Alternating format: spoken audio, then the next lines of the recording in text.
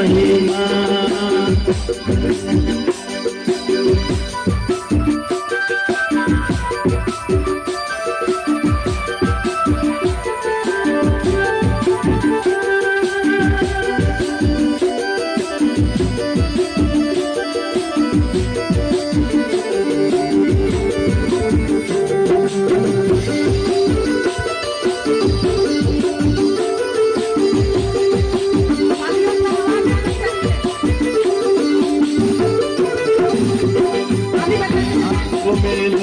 लोटा में पानी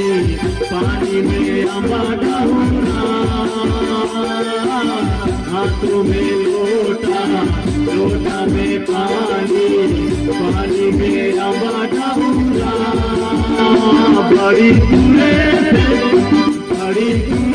से आएंगे अमर महिमा बड़ी दूरे से आएंगे अमर महिमा सबसे स्वागत दिल से स्वागत तेरे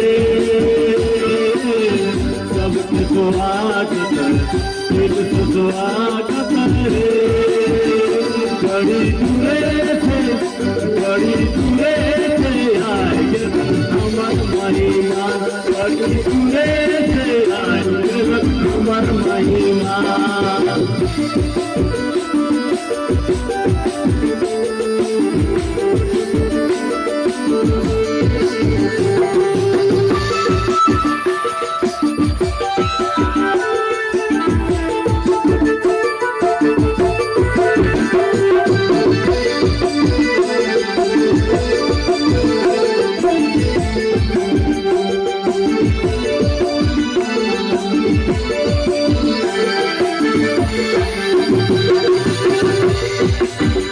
हाथों में लोटा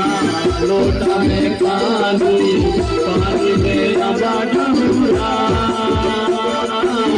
हाथों में लोटा लोटा में पानी पानी में अम्बा डालूंगा बड़ी दूरे से आएंगे अमर महिमा बड़ी दूरे से आएंगे अमर महिमा